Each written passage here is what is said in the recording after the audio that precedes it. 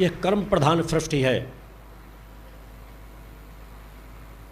विचारों से अपने आप को बांधो, मन पर लगाम लगाओ, जीवन में संतुलन लाओ।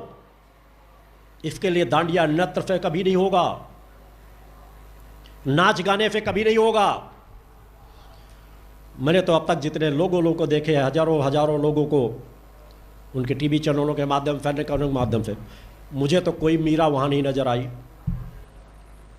हजारों मीरा हैं, लाखों मीरा हैं जिनको मैं जानता हूँ, घरों में साधना करती हैं, रत रहती हैं, मन को एकाग्र करती हैं, निष्ठा विश्वास समर्पण है। मगर आज हमारे सनातन को, धार्मिक क्रियाओं को हाईजैक कर लिया गया है और वैसा क्रम चलता रहा कि तुम्हारी आगे आने वाली पीढ़ी कोई ईसाई बनेगी, कोई इस्लाम धर्म को स्वीकार करेगी, क्योंकि सत्य की ताकत ही नहीं होगी। विषय विकारों से भरे हुए होंगे, नाच गाना उनकी कोशिकाओं में समा जाएगा, विकार उनकी कोशिकाओं में समा जाएगा। तब त्याग पुरुषार्थ किस चिड़िया का नाम है, इसे ही भूल जाएंगे। क्योंकि यही तो किया गया है काफी वर्षों से। हमारे सनातन को कहां से कहां पहुंचा दिया गया।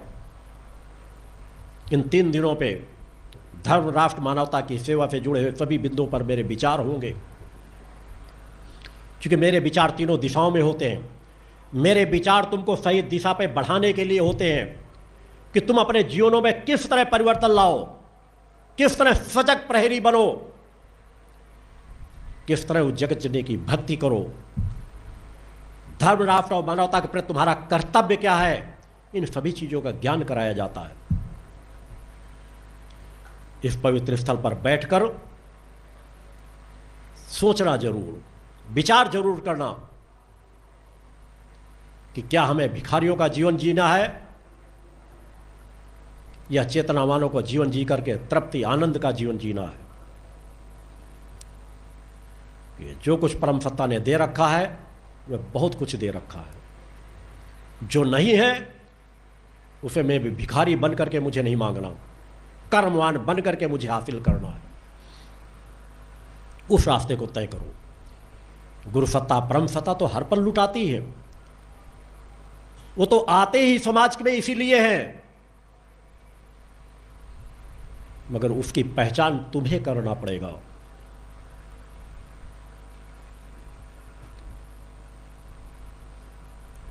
सनातन की इतनी सशक्त ताकत, मगर आज समाज को किस तरह का जीवन जिया जाता है। माता भगवती की किस तरह के भक्त होने चाहिए, कितनी उनके जीवन में शांति होनी चाहिए, उस जगत जननी से कितना अपनेपन का भाव होना चाहिए। क्या नाचने में मां प्रसन्न होंगी? अरे नचाना है तो अपने अंतर्मन को नचाओ, थिरकने दो अंतर्मन को, कोशिकाएं चैतन्य हो जाएंगी। मगर स्थूल के ही नाच का आनंद लेना है तो बस स्थूल में होकर के रह जाओगे, कभी सत्य को नहीं समझ पाओगे, कभी सत्य को प्राप्त नहीं कर पाओगे। जितना उस परम सत्ता से दूर जाओगे उतना संघर्षों, कष्टों में घिरते चले जाओगे। सभी देवों का सम्मान करो, सभी देवी देवताओं का सम्मान करो। सभी देवी देवता आपसे बहुत आगे बढ़ करके हैं,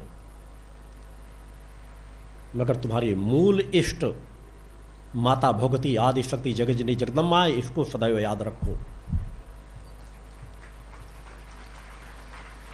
वह परम सत्ता जिसके कुछ महत्वपूर्ण रहस्यों को मैं अपने यज्ञों के पूर्ण होने के बाद देना चाहता हूं कि उसका मूल स्वरूप क्या है, उसके दर्शन करना, उसके दिव्य स्वरूप को प्राप्त करना, उस आत्मा की, परमात्मा को देख पाना देवी देवताओं के लिए भी दुर्लभ है।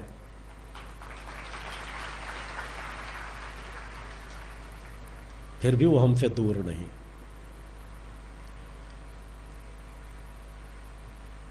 बड़ा सहज है और बड़ा कठिन भी है। उस रास्ते में चलने का निर्णय ले लें तो सब कुछ संभव है। इस यात्रा को समझने का प्रयास करना। मैं हर पल अपने आप को संकल्पों से बांध करके रखता हूं। जीवन का एक एक क्षण सिर्फ परोपकार के लिए जीता हूं। 24 घंटे में मात्र 2.5 से 3 घंटे की नींद लेता हूं। सामान्य सा भोजन करता हूं। सामान्य से कमरे में रहता हूं। मेरे स्थिति से ज्यादा अच्छे कमरों में रहते हैं, मगर जितने में रहता हूं वो भी मुझे काटता है कि मेरा जीवन कैसा है इसे समाज इतनी सहजता से समझ ही नहीं पाएगा कि मैं हर पल कितना एकांत रहता हूं। मुझे अपने उपभोग के लिए किसी वस्तु की आवश्यकता नहीं है।